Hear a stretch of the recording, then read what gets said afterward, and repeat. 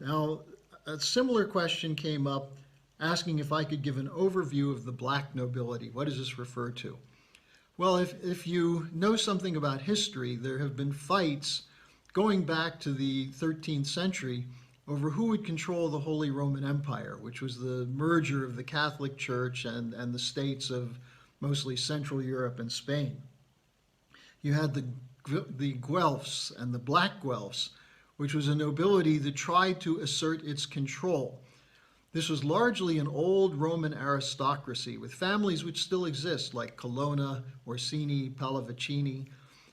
It moved into Venice in the 13th century or so and became the Venetian Empire, which at one time was the leading trade empire in the world and one of the most treacherous. If you want to understand what Venice was about, look at Shakespeare's great play, The Merchant of Venice, or Othello, and you get a very clear picture of what the usurious trade policies of the Venetians were.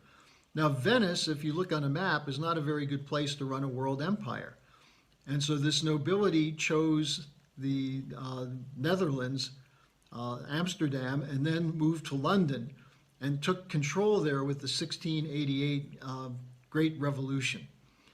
The emergence of the British monarchy as the center of the empire was run through companies such as the British East India Company. And that became the basis of the empire. Now, in its modern version, the black nobility is a reference to the manipulations in the 1870s in Rome having to do with the Vatican. There's some people who are saying the Vatican runs all of this.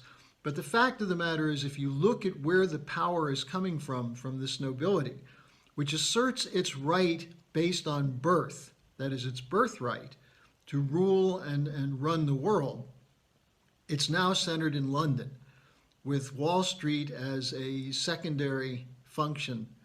And the US military is being used to enforce this empire. And the black nobility is a reference to the idea of people who will rule the world through war, through chaos, through control of financial means, through trade, and so on. And this is an oligarchy which runs the city of London today, and through interrelationships of corporate cartels has a dominant role to play in US policy. This is who Donald Trump ran to displace. His idea of working with Russia, working with China, of ending the endless wars is an existential threat to the continuing power of this empire. And so if people want to look more into this, you can go on to the larouchepub.com site and you can look up the Venetian Empire or a lengthy report we did on the rise and fall of the British Empire.